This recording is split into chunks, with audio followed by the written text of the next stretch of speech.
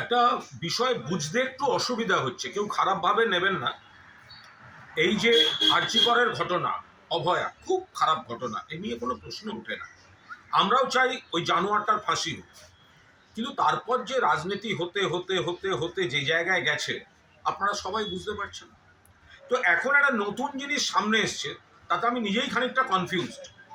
সেটা হচ্ছে junior doctors front, যারা ওই সব বলছিলেন, ওই ওই রক্তমাখা গ্লাভস অমুক তমুক হ্যান ত্যান, তারা বলেছিলেন যে টাকাটা সংগৃহীত হয়েছিল তার মধ্যে ৫১,০০০ টাকা তাদের অডিটে, যে অভয়ার যে মূর্তিটা তারা বসিয়েছেন যে আরজিকরের প্রাঙ্গণে, সেই টাকাটা হচ্ছে ৫১,০০০ টাকা লেগে, যেটা অডিটে আছে, যেটা প্রকাশ করা হয়েছিল, অডিটের পাতায় লেখা আছে।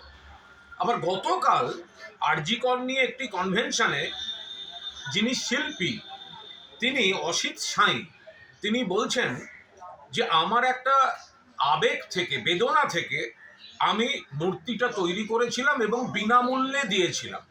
এখন শিল্পী বলছেন বিনামূল্যে দিয়েছিলাম, আর অডিটে বলছে মূর্তির জন্য ৫১,০০০ টাকা খরচা হয়েছে।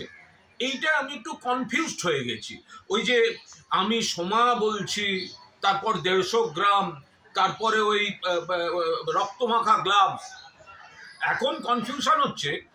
অডিট বলছে ৫১,০০০ টাকা খরচা হয়েছে, তো হবেই, মূর্তি যদি তৈরি করে থাকে নিশ্চয়ই শিল্পীকে দিয়েছেন। আর শিল্পী নিজে বলছেন আমি বিনামূল্যে দিয়েছিলাম। তাহলে কোনটা ঠিক?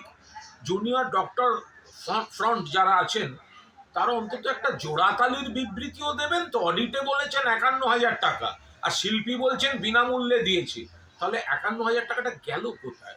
তো এটা নিয়ে একটু কনফিউজড, আপনারা বলে দিলে ব্যাপারটা মিটে যায়।